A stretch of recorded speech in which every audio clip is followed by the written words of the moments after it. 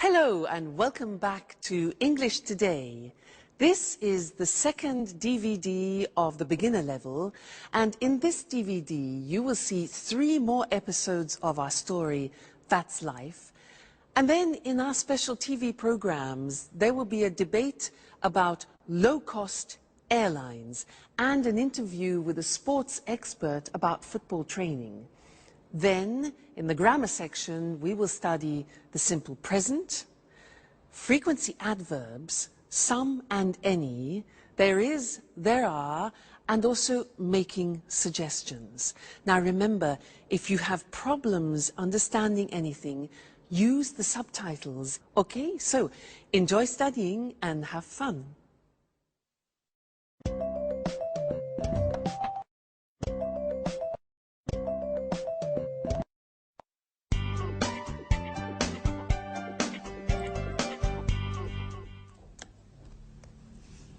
Hello, Anne. Oh, it's you, Peter.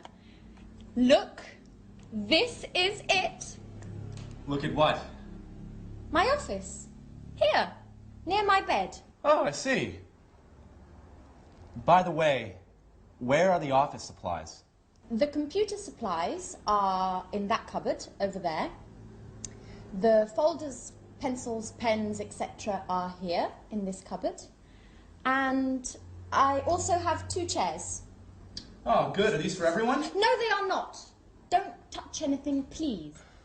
Okay, so you say you have all of the office supplies. No, not really. There isn't a fax machine. There aren't all the programs I need on my computer. And I guess you have an answering machine. Is it useful? I don't need an answering machine. I answer the telephone myself. Okay, you're right. This office is nice. And if you need a fax machine, I have one in my apartment. Oh, thank you. Wait a minute. Something is missing. Where's the coffee machine? All offices have a coffee machine. I'm afraid there isn't one here. There's a staff kitchen on the other side of the house. In the kitchen. We can have some coffee there. Good idea.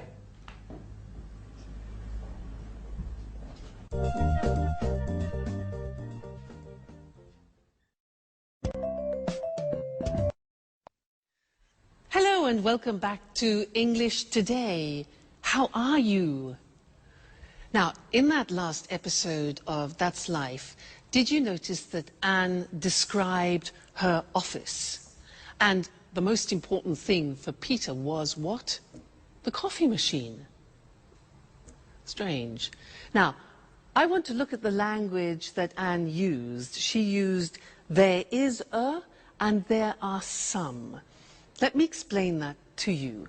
Now, if you have a single object, for example, like a glass, then we say there is a glass on the table, or there is a hat on the table, or there is a computer on the table. Okay? Now that changes when we have more than one object. Like these pens, for example. We say there are some pens on the table. Okay? There are some pens on the table. And therefore, in this example here, books, there are some books on the table. There are some CDs on the table. So you see how it changes. Now, let's go and look at that on the screen. You can see it written. So we said, with singular objects, we say there is. The examples are, there's a computer in Anne's office. There isn't a fax machine. That's the negative. There isn't a fax machine. There's a table in the studio, and there isn't a coffee machine, which Peter can't believe. Now look at the plural form. We say there are some office supplies in the office, and there are some pens and pencils, okay? And we also use that for the exact number of plural objects. So, for example, there are 2 chairs in Anne's office, and there are 4 pictures, for example, in her studio. All right, so that's an introduction to there is and there are some. Now, in the next lesson, we're going to look at the difference between some and any, which is very important. So listen out for that in the next episode, and then come back here and we'll work on it. All right? See you later. Bye.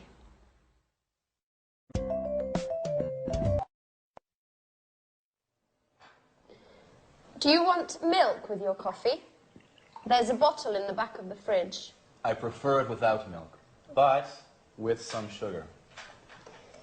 Oh, I'm afraid there isn't any sugar. Well, that's okay. Black coffee is good too. Do you have any of those great cookies? Oh, yes. There are some cookies over here.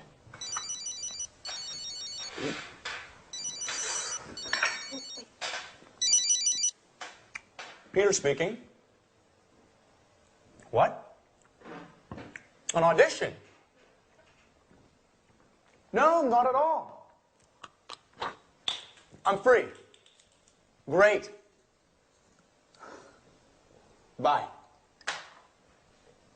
Well, finally, an audition.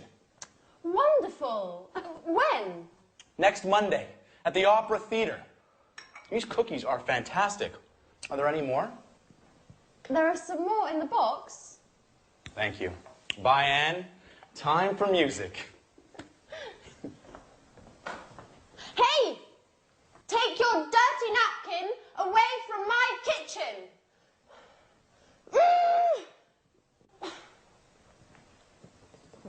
It's nice to have you as my new office neighbour.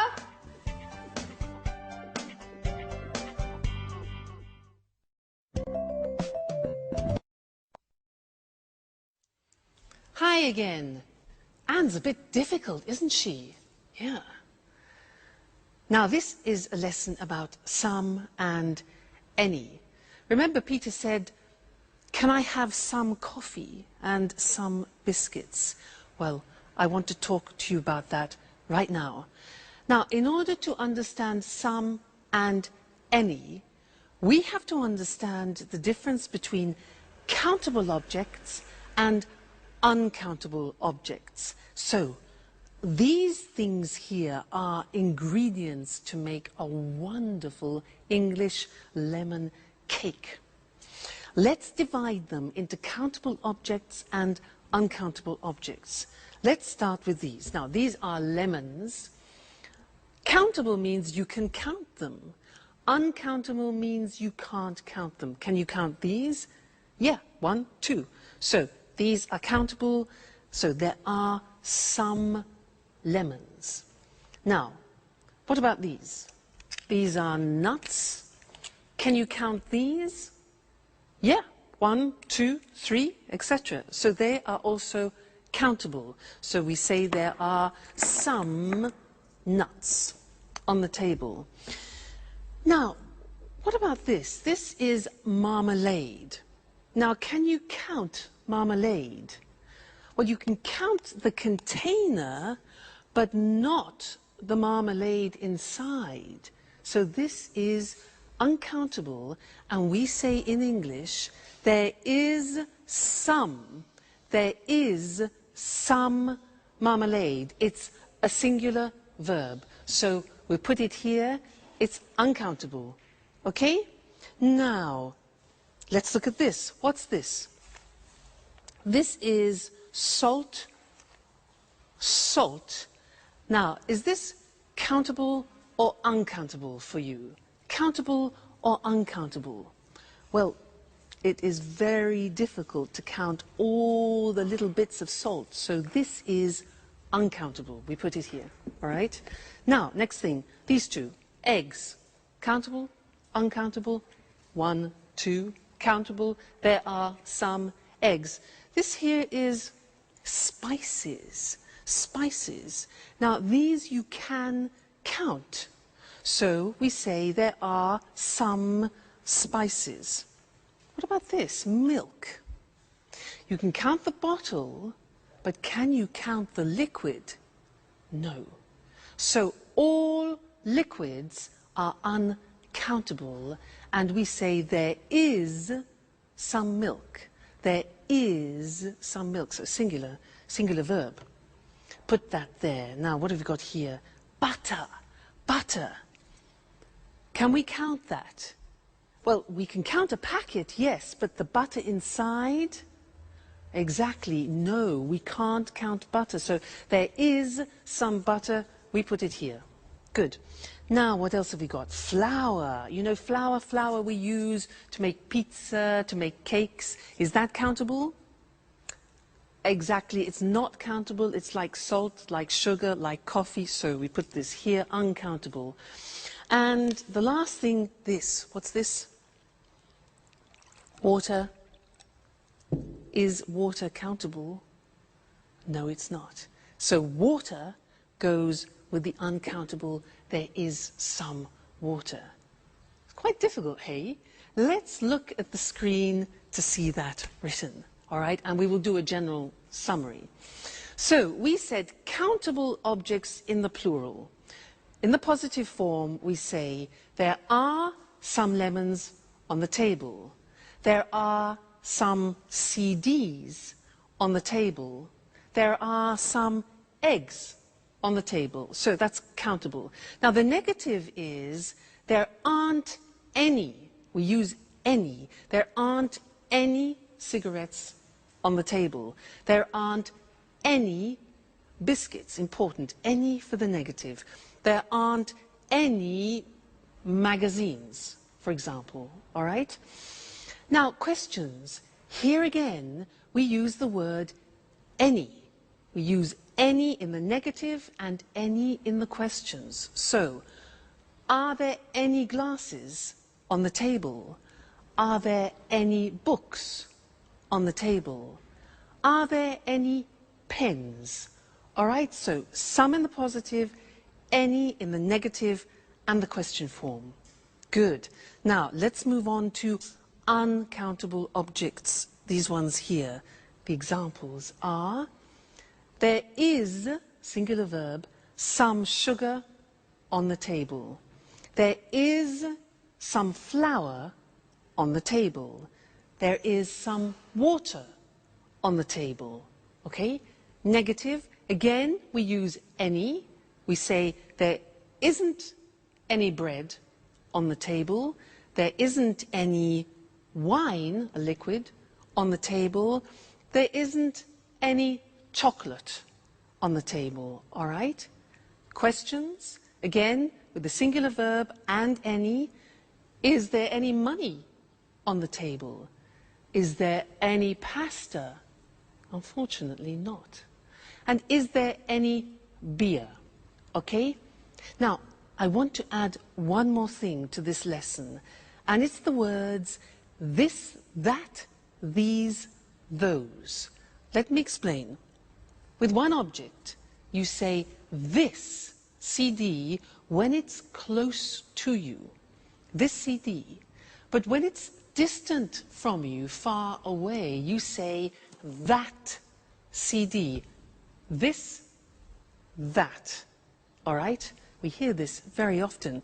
Let me take two, plural.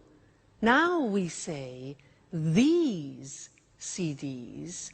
When they're far from you, we say those CDs. Okay? So these, those, one, this, that. Let's see that on the screen. So this book, plural, these books when they're close to you, and that chair, for example, and those chairs when they're distant from you. That's a big lesson, hey? There's a lot to remember. So we have some and any, countable and uncountable, this, that, these, those. Whew! You have a lot to do at home to study there. Anyway, no problem, because you're great students. So We'll meet again in the studio very soon for some more English. Take care. Bye for now.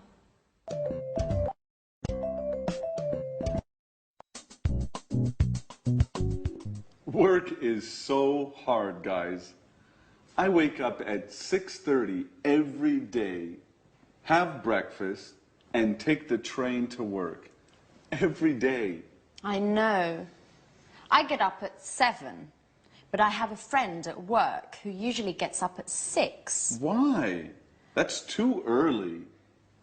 It takes him an hour to drive to work. Wow, that's a long drive. Yes. But he lives in the country. I think he's lucky.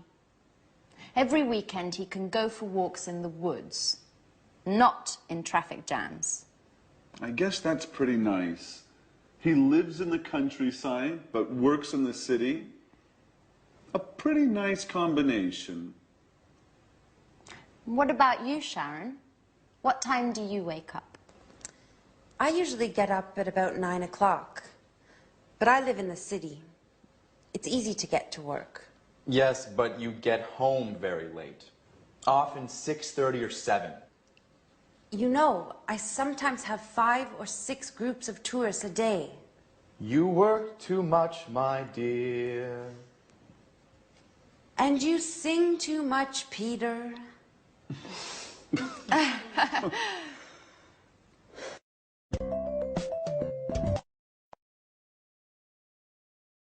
Hello again, and how are you? Now, from that last conversation, we learned that Sharon works too much and Peter sings too much. How about you? Do you work too much? What time do you get up in the morning? 6:45? 7 o'clock? 7:15? 7:30? Well, I'm going to describe my typical day, and I'm going to use the simple present to do that. All right?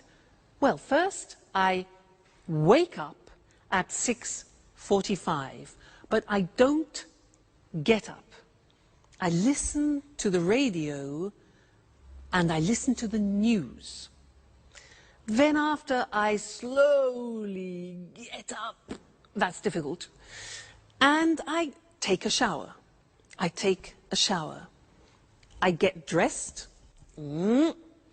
And then I go for a walk with Suki. Then we have breakfast together. She has dog biscuits, and I have toast, marmalade, and butter. Then I go to work on my scooter. Now, my boyfriend has a different day because he goes to work at 8 o'clock at night. Remember, he's a jazz musician. Now, did you notice I said he goes to work? That's because with the third person we add an S, goes. He goes to work at 8 o'clock and he comes home at 3 o'clock in the morning because he plays jazz concerts. Then he goes to bed and he gets up at lunchtime at 1 o'clock. So we meet at dinner, which is, you know, we don't have much time together, but that's life. Now that was the simple present tense, and now we're going to see that on the screen. Very, very important, this grammatical form. So, I work, you work, he, she, it works, she works, it works, we work, you work, they work. Now, very often you forget to put the S on the third person, so I have another teaching assistant who will help you to remember, Mr. Snakes. He is here to help you remember to put the S on the third person. So listen, I work at home, you work every day, he works. at night. She works in an office. It works all week. We work together. You work full-time. They work at weekends. So remember, it's not difficult, the simple present in English. I work, you work, he works, she works, it works. Don't forget, Mr. Snake, don't forget the S, the third person. All right? Good. Now, listen to the next episode and try and pick out words like often, sometimes, occasionally, because we're going to study those next. All right? Go and have some fun. Bye.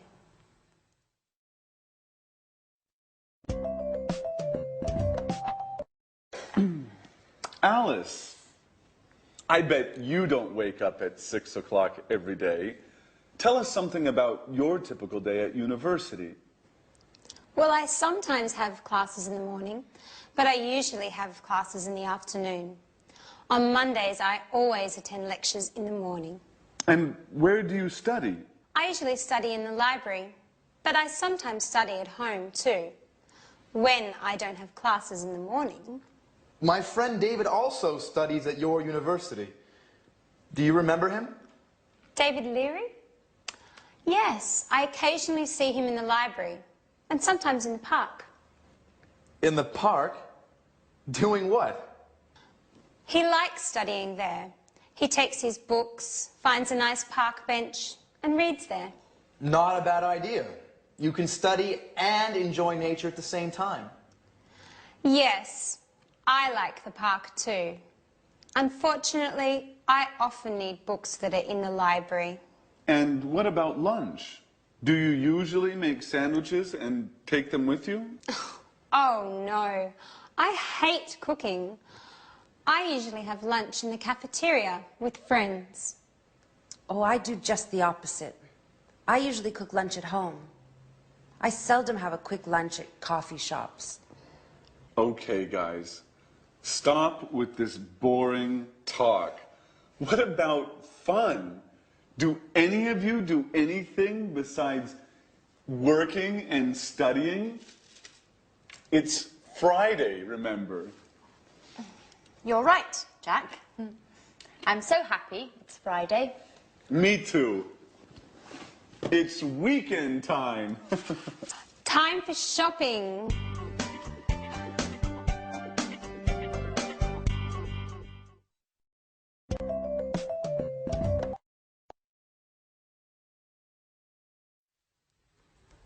Jack really knows how to provoke Anne, doesn't he? Did you notice those words? Sometimes, always, occasionally? Because we're going to study those now. And in English, they're called the frequency adverbs. And we usually use them with the simple present tense. And they describe how many times you do actions, frequency adverbs. Now, to help me introduce them, I have another teaching assistant. This is, ta-da, Mr. Dinosaur. Mr. Dinosaur is here to help you with the frequency adverbs. Dinosaur, D-I-N-O-S-A-U-R. Now, let's see at the screen how Mr. Dinosaur is going to help you. Well, look at the screen. Now, we're talking about adverbs of frequency, things which describe how often you do something, like habitual actions. Dinosaur. Look at the screen. We have D-I-N-O-S-A-U-R. Now, these letters represent a frequency adverb. Let's see if you can find them. What do you think O is? When you do something a lot. Yeah, often. O is often. What about N? When you do, N is never. Good. N is never. What about A? Something that you do a lot. A is always. Good. What about S? S is sometimes. Very good, sometimes. Now, U is for usually. Usually, it's a habit. What about R? R stands for rarely. That's difficult to pronounce. Rarely. And the last one, look at the top. We've got D. Monday, Tuesday, Wednesday, Thursday, Friday, Saturday, Sunday is a bit strange, this. Every day. All right, so those are the main frequency adverbs. Every day, never, often, sometimes, always, usually, rarely. You notice sometimes is also the same as occasionally, and rarely, another way to say rarely is seldom. Okay, now, the important thing about Mr. Dinosaur and the frequency adverbs is where to put them in the sentence. Now, look at the examples. We put them in front of the main verb. So, I never go out. You always arrive late. He usually gets up at 7. She rarely plays tennis. It often rains in England. We sometimes watch TV. You occasionally drink wine. And the last one is different. Every day they drive to work. Usually every day we put at the beginning. But the others are always before the main verb and after the subject.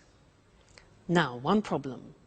There is an exception to the rule, which is typical of the English language. And what is the exception?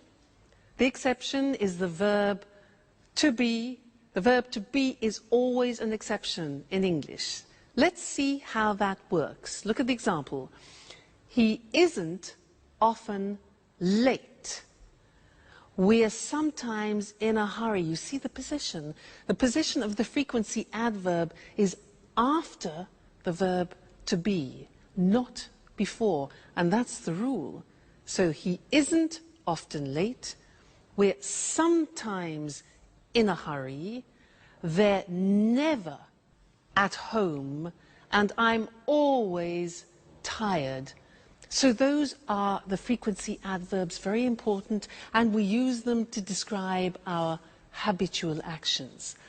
Now, in the next episode of That's Life, listen for this word, enough. Enough. It's a very strange word, because we're going to talk about that in the next lesson here in the studio. So, go and see That's Life. Bye.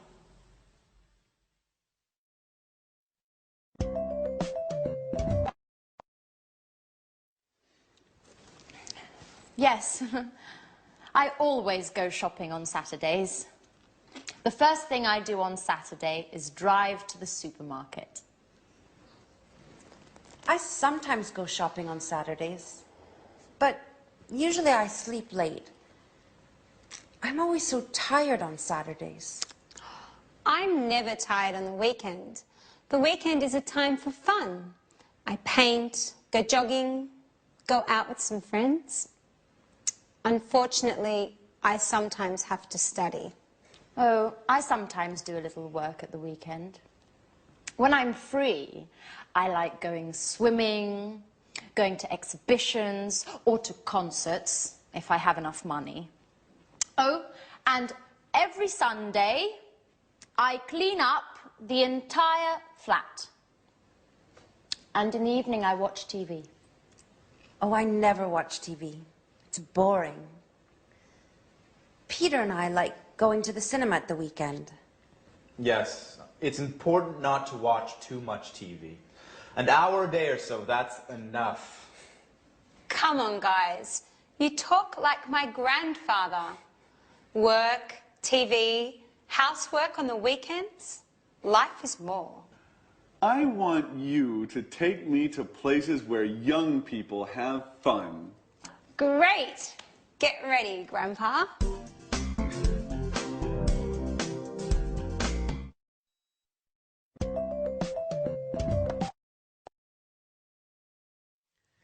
Hello and welcome back again to English Today, your live English language program.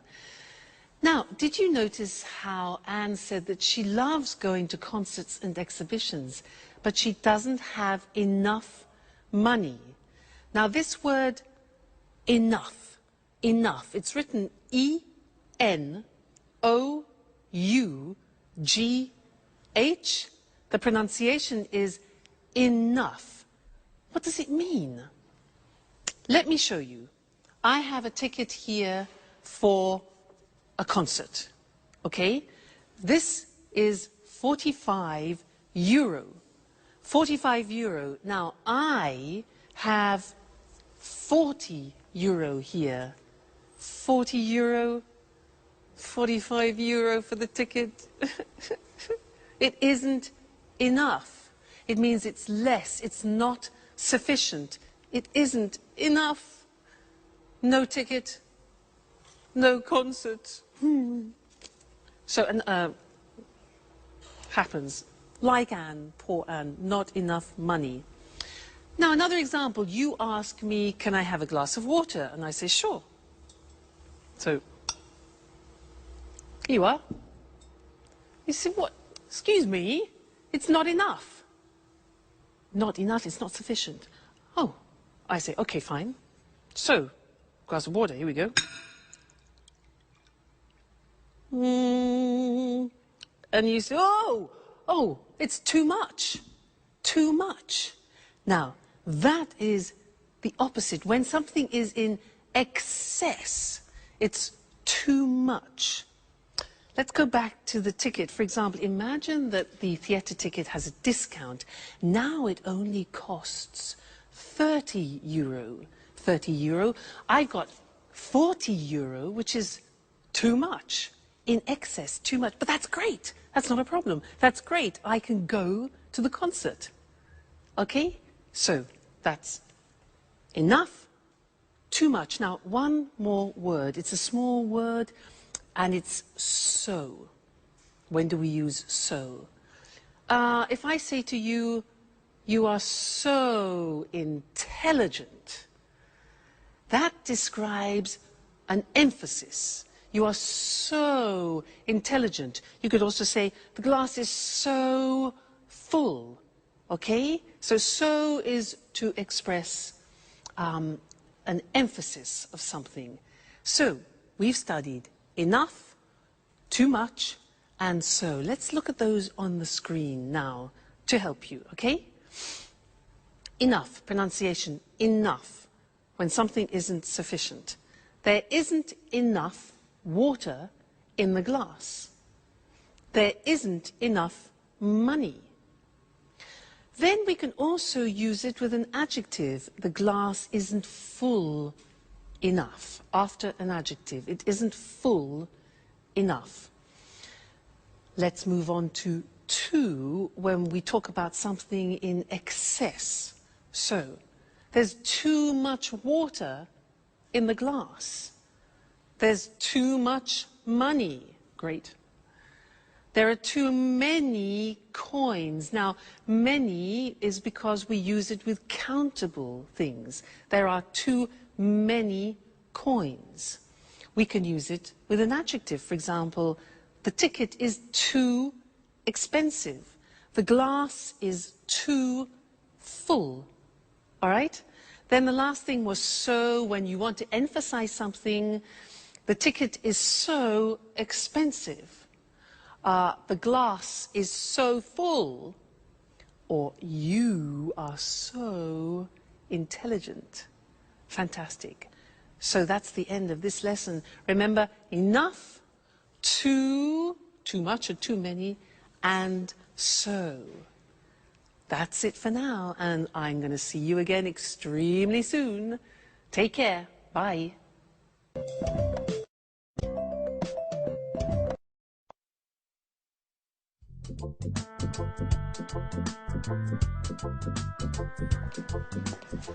May I ask you a question, Alice? Sure, ask any question you like. I'm an open book. Do you have a boyfriend? Well, I go out with some boys, but that's nothing serious.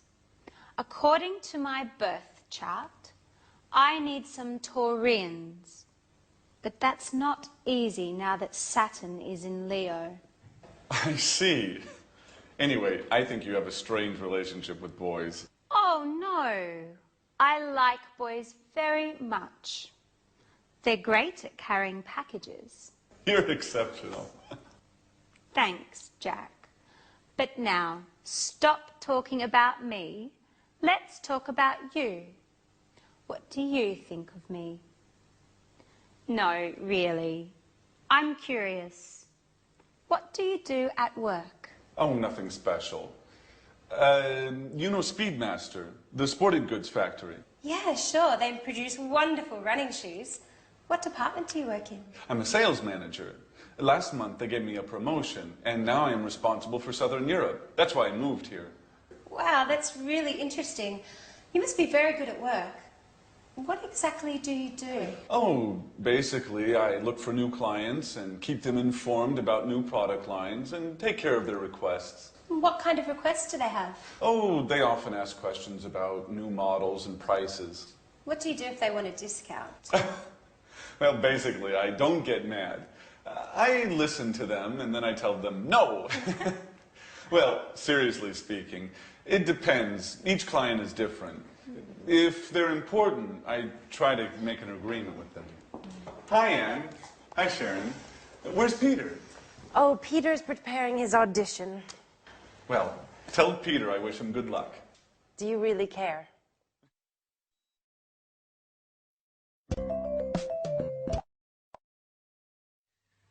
Hello and welcome back to English Today for some more live English.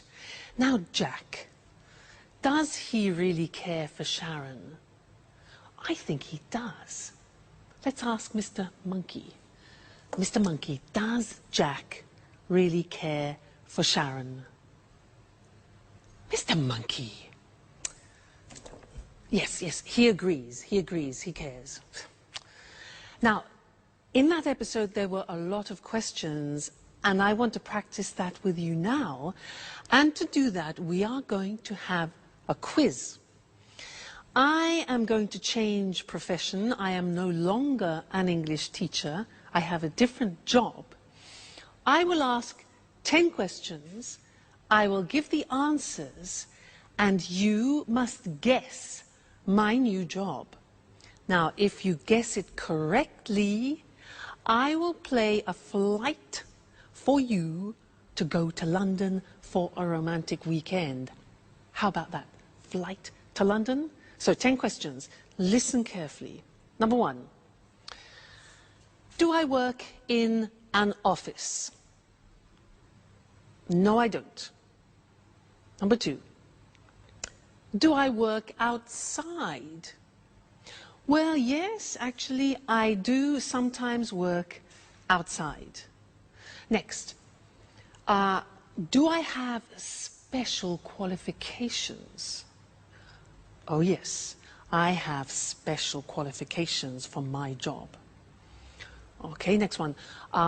Do I work at weekends?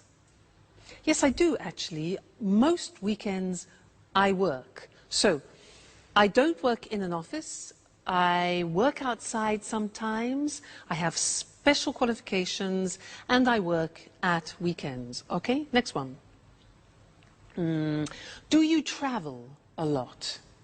Oh, yes, I travel everywhere. I travel to America, to the Far East, around Europe, a lot. Do you earn a lot of money? Oh, yes, I earn a lot of money. Next question. Do you use your hands when you work? Yes, I do. I use my hands, and I also use my feet. Very important. Next one. Do you work with other people? Yes, that's very important. I work with other people. All right, next one. Do you use music in your job? Music? Yes, now music is very important for me, music. And the last question, do you wear special clothes? Well, yes. For my job, I have special clothes, I have special shoes, particular shoes, and I do my hair in a special way. So, I use my hands and my feet. I work with other people. I use music. I earn a lot of money. I wear special clothes. And I travel a lot. So what's my job? No. No. No. It's difficult. Shall I tell you? I'm a prima ballerina. I won, you lost. No London, no flight to London. Next time, there'll be another quiz. All right, good. So let's look at the grammar that we've just used for asking questions, okay? Now,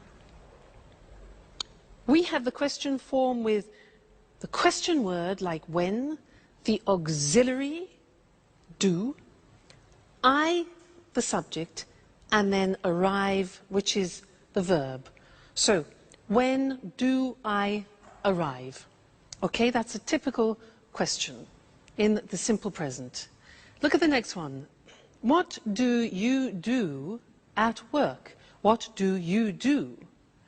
Next one now, this is important, and we need Mr. Snake, because it's who does he work with? Remember, does, third person, the S, do becomes does. So, who does he work with? Next one, why does she study? Third person. How much does it cost? Again, third person, it. When do we leave? Where do we live? And how do they speak English?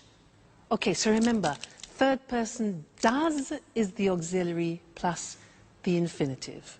All right, so those are the English question forms. Now, in the next episode, listen out for the negative form, and then we'll study that together. Okay, so have fun studying, and I'll see you again very soon. Bye.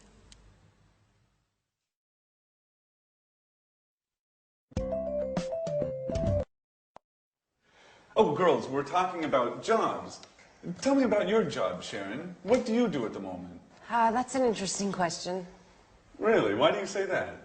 Well, you know I have a degree in archaeology, but now I'm doing something quite different. Do you have a part-time job? No, unfortunately, it's a full-time job.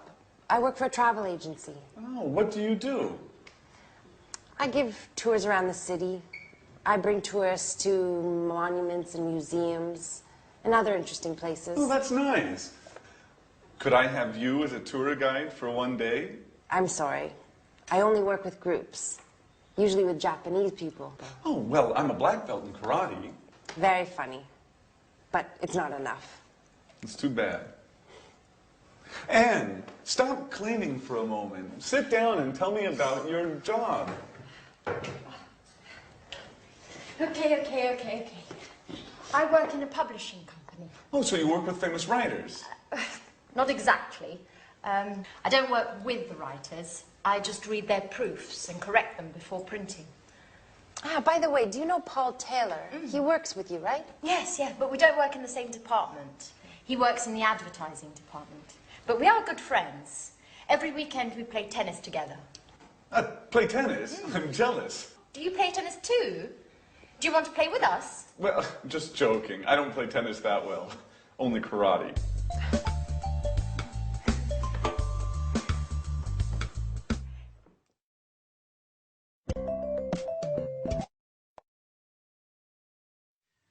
Jack, I don't play tennis very well.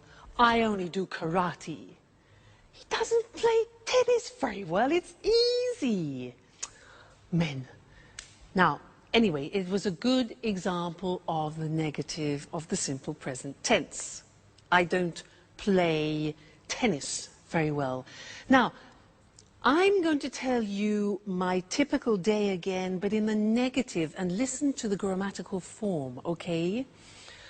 I don't wake up at 6:45.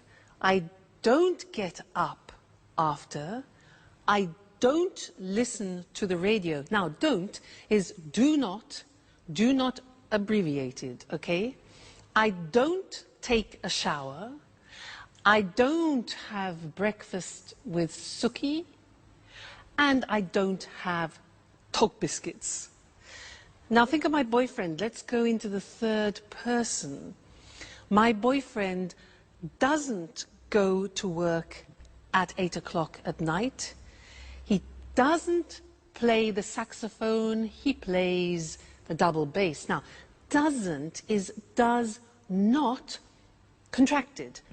Doesn't, okay, plus the infinitive. So he doesn't play, let's say, at 1 o'clock in the morning. He doesn't come home at 7 o'clock in the evening. So you see, these are examples of the negative form. And now we need to go and look at the screen because we need to see how that works in comparison to the positive form. All right? Great. Now, look at the examples. I don't teach on Sundays. Do not becomes don't. I don't teach on Sundays. You don't know my parents. Jack doesn't, does not. Jack doesn't play tennis well. Alice doesn't have a boyfriend. The house doesn't belong to Anne. Third person, doesn't. We don't work part-time. You don't know Anne's aunt. And Alice and Sharon don't live together. All right, so now we have studied the positive form, the question form, and the negative form of the present tense. So a whole world opens up for you, okay? Well, you just keep studying, and we'll meet again here for another live show very soon. All right, take care. Bye.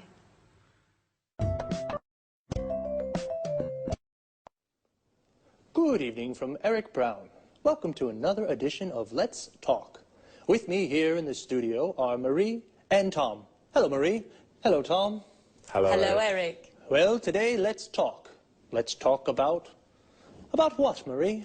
Low-cost airlines. Very interesting. You're right, Eric. You know, there are 90 low-cost airlines in Europe today. Really? So many? Yes, that's right. 90. Lots of people fly with low-cost airlines. Of course. It's very cheap to fly with these airlines. It's not always cheap, Marie. It's cheap to fly midweek on Tuesday, Wednesday or Thursday, but it's not cheap to fly at weekends on Saturday or Sunday. But are the planes safe? Yes, the planes are usually new, so they are safe. That's good. It's important to fly in safe planes. And what about the tickets? Is it easy to find them? Yes, it's very easy. I usually buy my tickets online with my credit card. Well, I travel a lot. Really?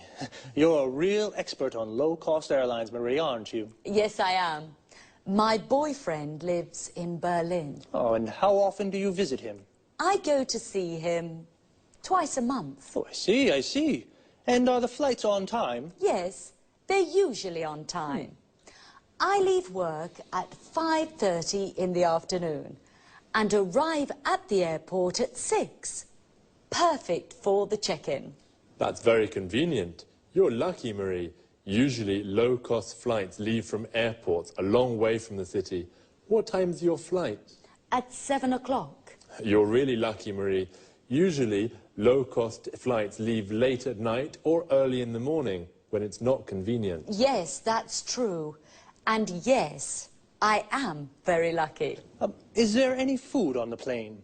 Yes, passengers buy drinks and snacks. Remember, the drinks and snacks aren't free. You have to pay even for a glass of water. That's true, but it doesn't matter. I arrive in Berlin at 8:30, just in time for a pizza with my boyfriend at Bella Napoli. A very good pizzeria, the best one in Berlin. Oh, that's great, but for us, it's time to say goodbye. Okay, low-cost airlines. Today, there are many low-cost airlines throughout Europe. They are very easy to use, and they are cheap. And the planes are safe, and they are usually on time. Very interesting. Very, very interesting. Thank you, Marie. Thank you. And thank you, Tom. Thank you. And goodbye. And see you again soon on another edition of Let's Talk. Well, low-cost airlines really make traveling easy. For many people, flying is very simple, like taking a bus. Now let's take a look at some very useful vocabulary and expressions you just heard. The check-in is the place where you show your passport and leave your luggage. In English, it is also a verb. We say, I check in at 7, or where's the check-in for Berlin? When we talk about cheap prices, we mean it doesn't cost very much, and expensive means it costs a lot. My ticket to Berlin is 600 euros. It's expensive. Your ticket is 100 euros. It's cheap. Her ticket is 30 euros. That's very cheap. To say what airline we use, we say fly with, followed by the name of the airline. I fly with Air Liverpool, or the type of airline. I fly with low-cost airlines. And what about when you want to ask if the plane is late? We can say, are the flights on time? If the flight is at 7 and it goes at 7, it is on time. But if the flight is at 7 and it goes at 10, it's late. Marie said, I buy my tickets online. This means she uses the internet to buy her ticket. What other things can you do online? Here are some examples. I reserve hotel rooms online. I don't call the hotel on the phone to reserve a room. I use the internet. I check my bank account online. I use the internet to see how much money I have in my account. I pay my bills online. I use the internet to pay the electricity bill, the water bill, the gas bill. Wow, we can really do a lot of things online. Okay, just 2 more things before we say goodbye. The first is frequency. When we say how often we do something, I asked Marie, how often do you visit him? And she said twice a month. Twice a month means 2 times in a month. Once a month means 1 time in a month. But when we do something more than 2 times, we say 3 times a month, 4 times a month, etc. Even if we change the period of time, the structure of frequency remains the same. For example, we can say once a day, twice a week. But remember, we say 3 times a year, 4 times a week. One last thing. Notice the preposition after arrive. When we arrive in a place like a station, airport, shop, we say, I arrive at the airport at 6. But when we arrive in a city or country, we say, I arrive in Berlin at 8:30. So, we say, I arrive at the station, I arrive at the airport, but I arrive in London or I arrive in Madrid. That's about it for now. Take care and see you soon.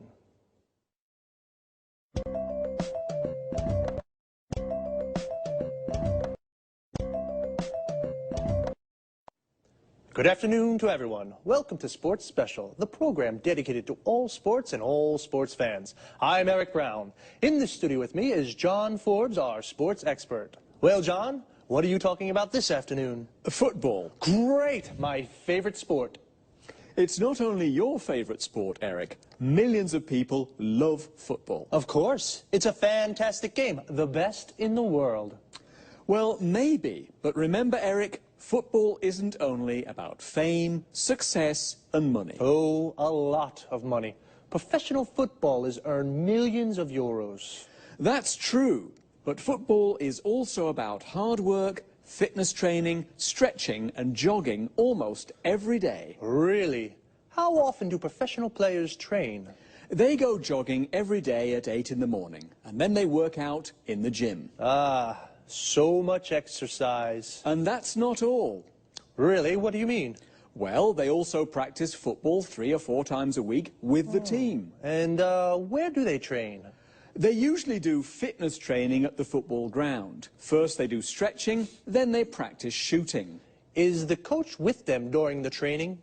Yes, of course. The coach is very important for the team.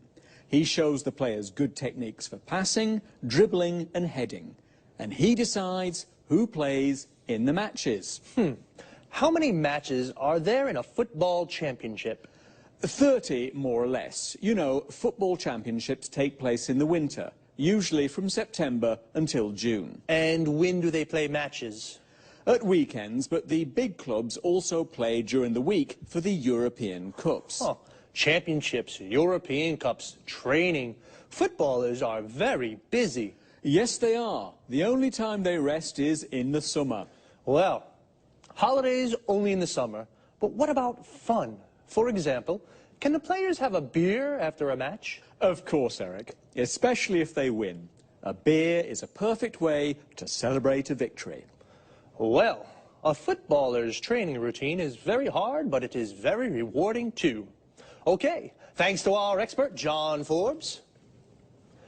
And goodbye to all football fans and sports lovers. See you again soon for a new edition of Sports Special. First of all, football and soccer are the same thing. Football is the British word, and soccer is the American form. But they are exactly the same thing. So, let's take a look at some of the vocabulary we use to talk about football. Do you like football? If you do, then you are a football fan. Like me. Do you support a team? I support Inter.